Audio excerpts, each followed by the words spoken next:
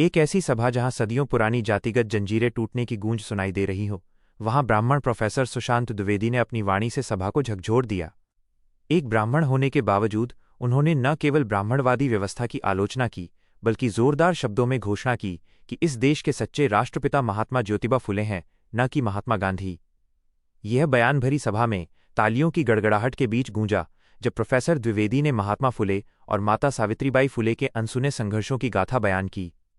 उनकी ये बातें इतनी भावपूर्ण और विस्तृत थीं कि सभा में उपस्थित हर व्यक्ति, चाहे वो दलित हो, शूद्र हो या कोई अन्य, के दिलों में एक नई चिंगारी सुलगा दी। प्रोफेसर द्विवेदी, जो स्वयं एक विद्वान और समाज सुधारक के रूप में जाना जाते हैं, ने कहा कि फुले दंपत्ति का जीवन न केवल एक क्रांति की कहानी है, बल्कि उस सामाजिक गुलामी से आज़ादी की अमर गाथा है जो आज भी हमें प्रेरित करती है। आइए उनकी उस ऐतिहासिक सभा के मुख्य अंशों को विस्तार से समझें, जहां उन्होंने फुले दंपत्ति के जीवन को एक काव्यात्मक और भावुक अंदाज में उकेरा। वीडियो में आगे बढ़ने से पहले मैं आपसे कहना चाहूँगा कि आप लोग इस वीडियो को लाइक, शेयर और हमारे चैनल को सब्सक्राइब अवश्य करें और कमेंट में जय भीम जय संविधान जरूर लिखें। तो चलिए वीडियो में आगे बढ़ते हैं। प्रोफेसर सुशांत द्विवेदी ने सभा की शुरुआत एक गहन चिंतन से की। उन्होंने कहा, दोस्तों, आज हम बात करेंगे उस महान शख्सियत की जिनके त्याग, परिश्रम और संघर्ष ने उस काल के पशुओं से भी गए गुजरे समझे जाने वाले इंसानों में से निकलकर ऐसी सामाजिक क्रांति का उद्घोष किया जो आज हम सभी बहुजनों को अन्याय और शोषण के खिलाफ लड़ने के लिए निरंतर प्रेरित कर रही है। महात्मा ज्योतिबा फुले वो चिंगारी थे जो भारत के सामाजिक अंधकार को भेद कर समानता और मानवता की लौ जला देते हैं। वे कैसे क्रांतिकारी थे जिन्होंने न केवल जाति की जंजीरों को तोड़ा, बल्कि समाज के सबसे दबे कुचले वर्गों को स्वाभिमान का आकाश दिया। ज्योतिबा का जीवन एक ऐसी मशाल है जो सदियों की गुलामी और भेदभाव के खिलाफ चलती रही और आज भी लाखों दिलों में प्रेरणा का दीप जलाए हुए है। उनके सपनों में एक ऐसा भारत बसता था जहां न कोई ऊंच नीच हो, न अंधविश्वास का बोलबाला और न ही किसी को शिक्षा व सम्मान से वंचित रखा जाए। प्रोफेसर द्विवेदी की आवाज में एक गहरा भावनात्मक कंपन था जब उन्होंने फुले दंपत्ति की साझेदारी का जिक्र किया। उन्होंने भावुक होकर कहा, अपनी पत्नी सावित्रीबाई फुले के साथ मिलकर उन्होंने ऐसी क्रांति की शुरुआत की जिसने न केवल दलितों और शूद्रों को नई पहचान दी, बल्कि महिलाओं और विधवाओं को समाज की मुख्यधारा में लाकर उनके जीवन को सार्थक बनाया। सत्यशोधक समाज की स्थापना से लेकर लड़कियों के लिए पहला स्कूल खुलने तक ज्योतिबा ने हर कदम पर समाज को जागृत किया। वे सच्चे मायनों में भारत के राष्ट्रपिता थे, क्योंकि उन्होंने उस समाज को आज़ादी दी जो अपने ही देश में गुलामी की बेड़ियों में जकड़ा था। उनका हर कार्य, हर विचार और हर संघर्ष एक ऐसी कहानी बनता है जो हमें सिखाती है कि सच्चा परिवर्तन वही है जो समाज के सबसे कमजोर वर्ग को ताकत दे। यह गाथा सामाजिक न्याय और समानता की मिसाल है जो हमें बार बार याद दिलाती है कि इतिहास की किताबें अक्सर विजेताओं द्वारा लिखी जाती हैं, लेकिन सच्चे नायक वे हैं जो हारने वालों की आवाज़ बनते हैं। फिर प्रोफेसर द्विवेदी ने फुले के जीवन की गहन पड़ताल शुरू की, जैसे कोई कवि अपनी रचना को जीवंत कर रहा हो। उन्होंने कहा, दोस्तों, ज्योतिबा फुले का जीवन एक ऐसी गाथा है जो समाज के सबसे निचले पायदान से उठकर सामाजिक क्रांति का आलंबन बनी। उनका जन्म 11 अप्रैल 1827 को पुणे के समीप सतारा जिले के गांव में हुआ। उनके पिता गोविंदराव एक मेहनती माली थे जो फूलों की खेती और व्यापार से अपने परिवार का पालन पोषण करते थे। उनकी माता चिमणाबाई एक साधारण गृहिणी थीं जिनके संस्कारों ने ज्योतिबा के कोमल मन में मानवता और मेहनत का बीज बोया। लेकिन वो युग ऐसा था जहां जाति की दीवारें हर कदम पर इंसानियत को कुचलती थीं। माली समुदाय, जो शूद्रों की श्रेणी में आता था, को समाज में हेय दृष्टि से देखा जाता था। ज्योतिबा का बचपन इस भेदभाव की कड़वी सच्चाई से भरा था जिसने उनके नन्हे मन पर गहरे घाव छोड़े। छोटे गांव में खेलते समय उच्च जाति के बच्चों द्वारा किया गया अपमान उनके लिए केवल एक घटना नहीं थी, बल्कि एक ऐसा दर्द था जो उनके जीवन का मकसद बन गया। ज्योतिबा का ये दर्द केवल व्यक्तिगत नहीं था, बल्कि उस समाज का दर्द था जो सदियों से जातिगत भेदभाव और ब्राह्मणवादी विचारधारा की बेड़ियों में जकड़ा था। उस समय ब्राह्मणवादी व्यवस्था ने शूद्रों, अतिशूद्रों को न केवल शिक्षा से वंचित रखा, बल्कि उन्हें सामाजिक और धार्मिक रूप से भी हाशिए पर धकेल दिया। ज्योतिबा ने देखा कि उनके जैसे लोग मंदिरों में प्रवेश नहीं कर सकते थे, उनके बच्चों को स्कूलों में जगह नहीं मिलती थी और उनकी मेहनत को समाज में कोई सम्मान नहीं दिया जाता। यह अन्याय उनके मन में तूफान की तरह उमड़ा, जिसने उन्हें समाज को बदलने का संकल्प दिलाया।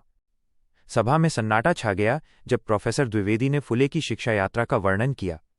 उनकी आंखें नम हो गईं जब उन्होंने कहा, ज्योतिबा की प्रारंभिक शिक्षा गांव के एक छोटे से पाठशाला में शुरू हुई। उनकी तीव्र बुद्धि और सीखने की ललक ने शिक्षकों का ध्यान खींचा, लेकिन गांव का माहौल सीमित था और वहां की रूढ़ियों ने उनकी जिज्ञासा को बांधने की कोशिश की। उनके पिता गोविंदराव ने उनकी प्रतिभा को पहचाना और उन्हें बेहतर भविष्य देने के लिए पुणे भेजा। पुणे में ज्योतिबा ने स्कॉटिश मिशनरी स्कूल में दाखिला लिया, जहां उन्होंने मराठी, संस्कृत और अंग्रेजी भाषा का अध्ययन किया। यह शिक्षा उनके लिए एक नया द्वार थी जो उन्हें पश्चिमी विचारकों के साहित्य तक ले गई। थॉमस पेन की पुस्तक ने उनके मन में समानता और मानवाधिकारों की भावना को और गहरा किया।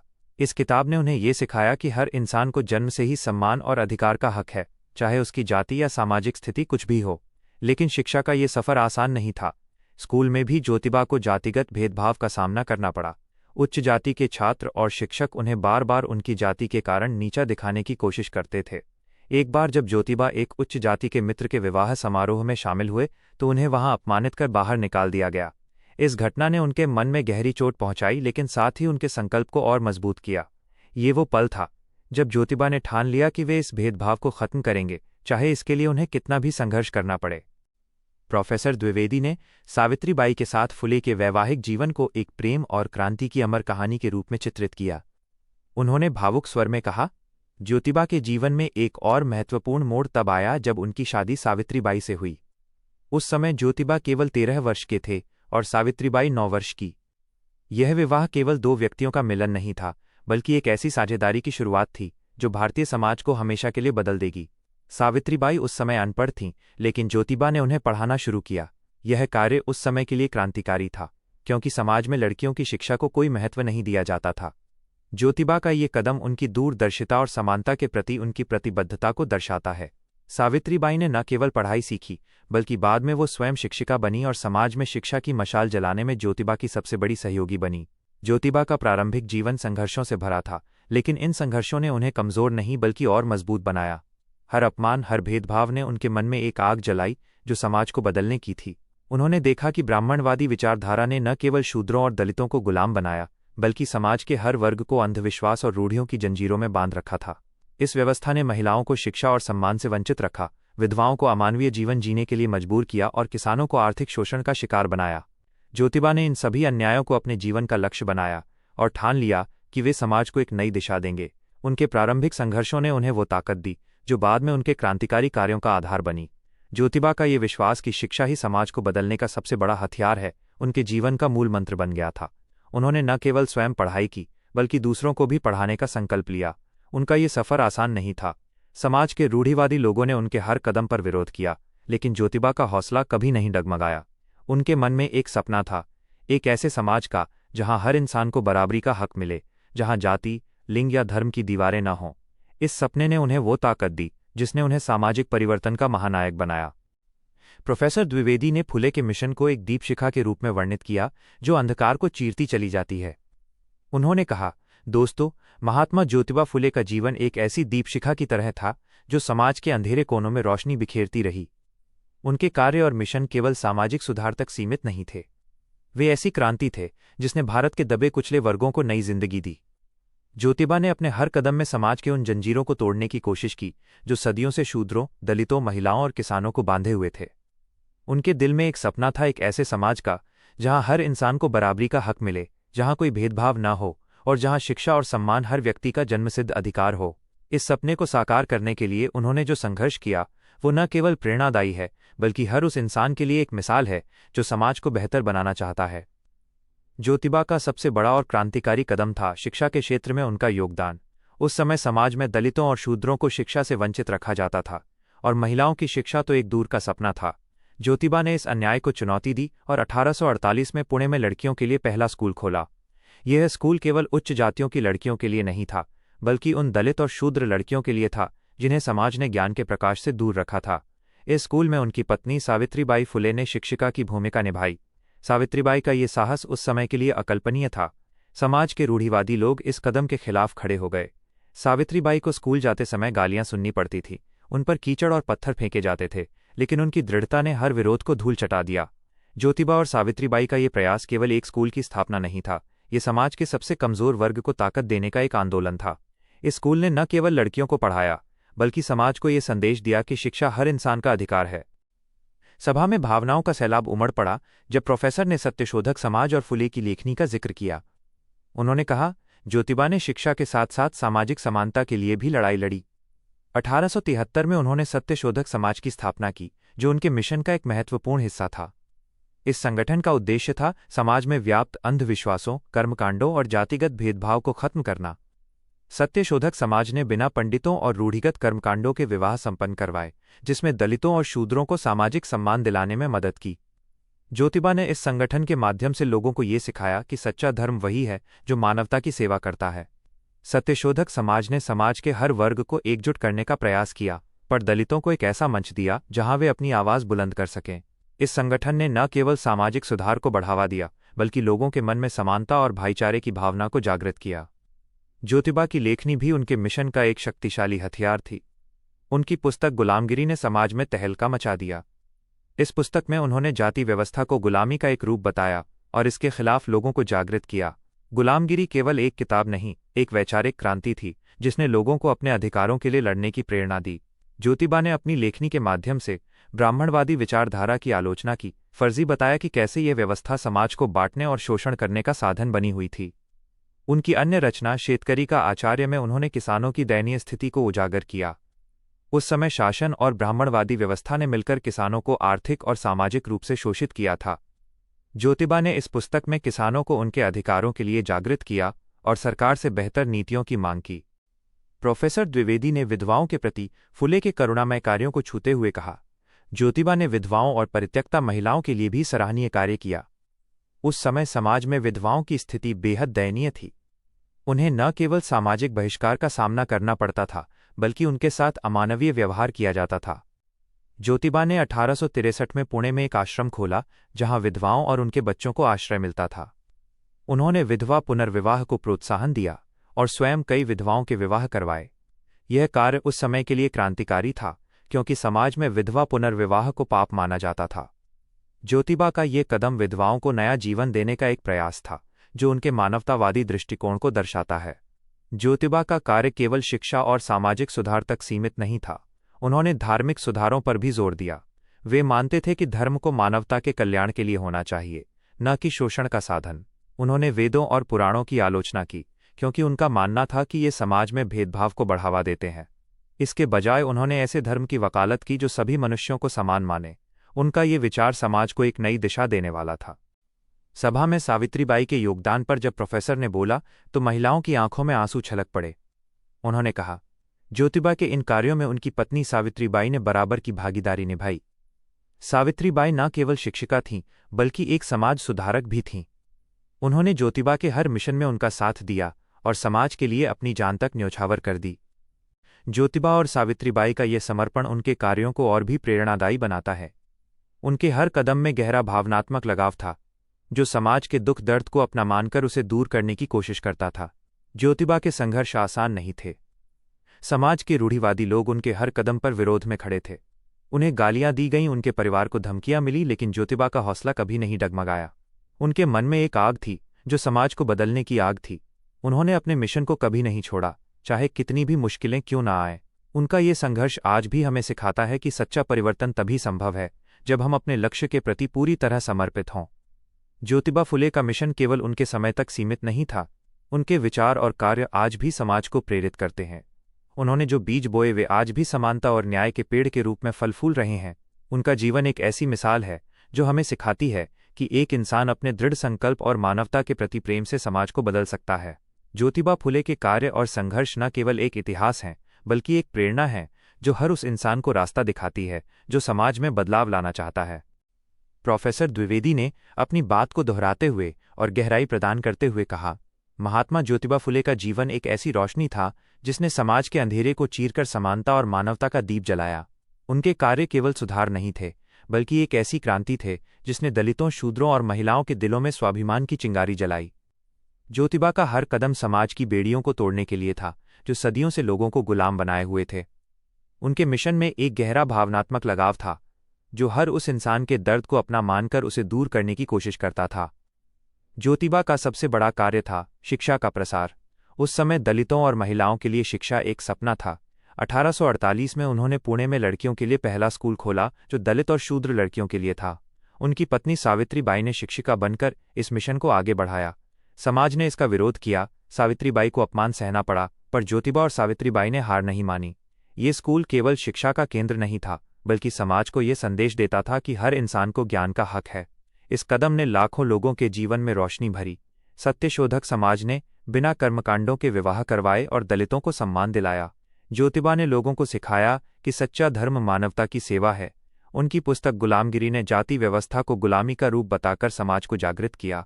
शेतकरी का आचार्य में उन्होंने किसानों के शोषण को उजागर किया और उनके अधिकारों की बात की। ज्योतिबा ने विधवाओं के लिए आश्रम खोला और पुनर्विवाह को प्रोत्साहन दिया। ये उस समय क्रांतिकारी था जब विधवाओं को समाज में कोई जगह नहीं थी। उनके धार्मिक सुधार भी प्रेरणादायी थे। उन्होंने वेदों की आलोचना की और एक ऐसे धर्म की वकालत की जो सभी को समान माने। ज्योतिबा के संघर्ष आसान नहीं थे। समाज ने उनका विरोध किया, उन्हें गालियां दी, पर उनका हौसला कभी नहीं डगमगाया। उनके कार्यों में सावित्रीबाई की बराबर की भागीदारी थी, जिन्होंने हर कदम पर उनका साथ दिया।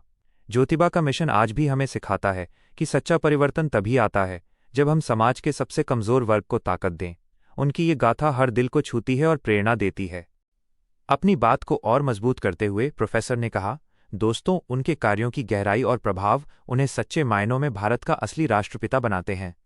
ज्योतिबा ने उस समाज को आज़ादी दी जो सदियों से जातिगत भेदभाव और शोषण की बेड़ियों में जकड़ा था। उनके हर कदम में एक ऐसा भारत बसता था जहां हर इंसान को समान शिक्षा और अवसर मिलें। उनके कार्यों में गहरा भावनात्मक लगाव था जो समाज के दर्द को अपना मानकर उसे दूर करने की कोशिश करता था। ज्योतिबा का सबसे क्रांतिकारी कार्य था शिक्षा का प्रसार। उन्होंने पुणे में दलित और शूद्र लड़कियों के लिए पहला स्कूल खोला जिसने समाज की रूढ़ियों को चुनौती दी। यह स्कूल केवल शिक्षा का केंद्र नहीं था, बल्कि वंचितों के लिए स्वाभिमान का प्रतीक था, जिन्हें समाज में हाशिए पर धकेल रखा था। उनकी पत्नी सावित्रीबाई ने इस मिशन में शिक्षिका बनकर समाज के तानों को झेला, फिर भी हार नहीं मानी। उन्होंने सत्यशोधक समाज की स्थापना की, जिसने अंधविश्वास और जातिगत भेदभाव को जड़ से उखाड़ने का काम किया। इस संगठन ने बिना कर्मकांडों के विवाह करवाए और दलितों को सामाजिक सम्मान दिलाया। ज्योतिबा की पुस्तक गुलामगिरी ने जाति व्यवस्था को गुलामी का रूप बताकर लोगों को उनके अधिकारों के लिए जागृत किया। शेतकरी का आचार्य में उन्होंने किसानों के शोषण को उजागर कर उनकी आवाज़ बुलंद की। विधवाओं के लिए आश्रम और पुनर्विवाह का समर्थन उनके मानवतावादी दृष्टिकोण को दर्शाता है। ये कार्य समाज की नींव को मजबूत करने वाले थे। उन्होंने दलितों, शूद्रों, महिलाओं और किसानों को नई पहचान दी, जो उन्हें सच्चा राष्ट्रपिता बनाती है। उनका मिशन था एक ऐसा भारत जहां बराबरी हर दिल की धड़कन हो। ज्योतिबा फुले ने समाज की आत्मा को आज़ाद किया और यही उन्हें असली राष्ट्रपिता का दर्जा देता है। प्रोफेसर द्विवेदी ने सावित्रीबाई के अलग से सम्मान करते हुए कहा, दोस्तों, सावित्रीबाई फुले ने हर कदम पर महात्मा फुले का साथ दिया। माता सावित्रीबाई फुले वो नाम है जो शिक्षा के क्षेत्र में कमल की तरह जाना जाता है। सच्चे मायनों में शिक्षा की असली देवी सरस्वती को ज्ञान की देवी माना जाता है, लेकिन सावित्रीबाई ने उस ज्ञान को उन तक पहुंचाया जिन्हें समाज ने अंधेरे में रखा था। उनके कार्यों में गहरा भावनात्मक लगाव था, जो हर उस इंसान के दर्द को अपना मानकर उसे रोशनी देने की कोशिश करता था। सावित्रीबाई ने न केवल शिक्षा का दीप जलाया, बल्कि समाज के सबसे कमजोर वर्गों, दलितों, शूद्रों और महिलाओं के लिए एक नया आकाश रचा। सावित्रीबाई का सबसे बड़ा योगदान था उन्होंने पुणे में लड़कियों के लिए पहला स्कूल की स्थापना की, जहां उन्होंने स्वयं शिक्षिका बनकर पढ़ाया। यह स्कूल दलित और शूद्र लड़कियों के लिए था, जिन्हें उस समय शिक्षा का कोई हक नहीं था। समाज ने उनका जमकर विरोध किया, उन्हें गालियां दी गईं, कीचड़ और पत्थर फेंके गए, लेकिन सावित्रीबाई का हौसला कभी नहीं डगमगाया। वे हर सुबह स्कूल जाती, अपने साथ एक अतिरिक्त साड़ी लेकर, ताकि विरोधियों की गंदगी उनके मिशन को रोक न सके। ये साहस और समर्पण उन्हें शिक्षा की सच्ची देवी बनाता है, क्योंकि उन्होंने ज्ञान का प्रकाश तक पहुंचाया जिन्हें समाज ने अंधेरे में धकेल दिया था। सावित्रीबाई ने विधवाओं और परित्यक्ता महिलाओं के लिए भी कार्य किया। उन्होंने अपने घर में एक आश्रम खोला जहां ऐसी महिलाएं आश्रय पाती थीं। उन्होंने विधवा पुनर्विवाह को प्रोत्साहन दिया और कई महिलाओं को नया जीवन दिया। उनकी कविताएं और लेख, जैसे गोंधल, महिलाओं को आत्मनिर्भर बनने की प्रेरणा देते थे। 1897 में प्लेग महामारी के दौरान सावित्रीबाई ने अस्पताल खोला और मरीजों की सेवा करते हुए अपनी जान गंवाई। सावित्रीबाई का जीवन एक ऐसी मिसाल है जो हमें सिखाती है कि सच्चा ज्ञान वही है जो समाज के हर वर्ग तक पहुंचे। उनके कार्यों में वो प्रेम और करुणा थी जो हर दिल को छूती थी। सावित्रीबाई फुले ने शिक्षा को हथियार बनाया, जिसने समाज की रूढ़ियों को तोड़ा। वे सच्ची शिक्षा की देवी हैं, जिन्होंने ज्ञान की ज्योति हर घर तक पहुंचाई। दोस्तों, आखिर में प्रोफेसर द्विवेदी ने सभा को एक प्रेरणादायी संदेश देकर विदा किया। उन्होंने कहा, दोस्तों, महात्मा ज्योतिबा फुले का जीवन हमें ये सिखाता है कि असली महानता धन या पद में नहीं, बल्कि समाज के सबसे कमजोर, सबसे वंचित और सबसे उपेक्षित लोगों के लिए लड़ने में है। उन्होंने अपना पूरा जीवन उस अंधेरे को मिटाने में लगा दिया जो जाति, धर्म और लिंग के भेदभाव से हमारे समाज पर छाया गया था। उन्होंने हमें ये एहसास कराया कि इंसान का असली धर्म है मानवता। उन्होंने जाति के नाम पर बांटने वाली सोच को खुली चुनौती दी और ये कहा कि अगर ईश्वर ने किसी को ऊंच नीच में बांटा होता तो वो न्यायप्रिय ईश्वर नहीं होता। उनके लिए हर इंसान बराबर था, चाहे वो किसी भी जाति, धर्म या लिंग का क्यों न हो। उन्होंने शिक्षा को सबसे बड़ा हथियार बनाया, क्योंकि वे जानते थे कि बिना शिक्षा के कोई भी समाज अपनी गुलामी से मुक्त नहीं हो सकता। उन्होंने केवल स्कूल नहीं खोले, बल्कि ऐसी सोच भी पैदा की जो पीढ़ियों को जागरूक कर देगी। उन्होंने महिला शिक्षा को उतना ही महत्व दिया जितना पुरुष शिक्षा को, क्योंकि वे समझते थे कि अशिक्षित माँ कभी भी जागरूक पीढ़ी नहीं पैदा कर सकती। महात्मा फुले की लड़ाई आसान नहीं थी। उन्हें गालियां दी गईं, अपमान किया गया और सामाजिक बहिष्कार झेला, लेकिन उन्होंने कभी पीछे मुड़कर नहीं देखा। वे जानते थे कि जो रास्ता उन्होंने चुना है वो कठिन है, लेकिन उसी पर चलकर समाज को नई रोशनी मिलेगी। साथियों, आज अगर हम जातिगत भेदभाव, लिंग असमानता और सामाजिक अन्याय के खिलाफ खड़े हो पाते हैं तो उसकी जड़ें ज्योतिबा फुले के संघर्षों में ही हैं। उन्होंने हमें ये सिखाया कि बदलाव की शुरुआत किसी बड़े आंदोलन से नहीं, बल्कि छोटे से कदम से होती है, और अगर वो कदम सच्चाई और न्याय के लिए है तो वो इतिहास बदल देता है। महात्मा फुले सिर्फ एक नाम नहीं, बल्कि विचारधारा हैं जो हर दिल में जिंदा है, जो इंसाफ, बराबरी और भाईचारे में विश्वास रखती है। अगर आज हम वाकई उनके प्रति सच्ची श्रद्धांजलि देना चाहते हैं तो हमें जाति और धर्म की दीवारें तोड़कर शिक्षा और समानता को समाज का आधार बनाना होगा। यह सभा न केवल एक भाषण थी, बल्कि एक सामाजिक जागरण का प्रारंभिक बिंदु बनी। प्रोफेसर सुशांत द्विवेदी का ये बयान सोशल मीडिया पर वायरल हो गया है और कई लोग इसे फुले जयंती के अवसर पर एक नई बहस का आरंभ मान रहे हैं। फुले दंपत्ति का संघर्ष आज भी प्रासंगिक है और प्रोफेसर की ये व्याख्या हमें याद दिलाती है कि सच्ची राष्ट्रभक्ति वही है जो दबे कुचले को ऊपर उठाए। दोस्तों, इस वीडियो को लेकर आपके क्या विचार हैं? आप अपना ओपिनियन कमेंट के माध्यम से हम तक जरूर पहुंचाएं, हमें आपके विचारों का इंतजार रहेगा। वीडियो पसंद आई हो तो वीडियो को लाइक, शेयर और हमारे चैनल को सब्सक्राइब कर सकते हैं। वीडियो को यहां तक देखने के लिए आपका बहुत बहुत आभार।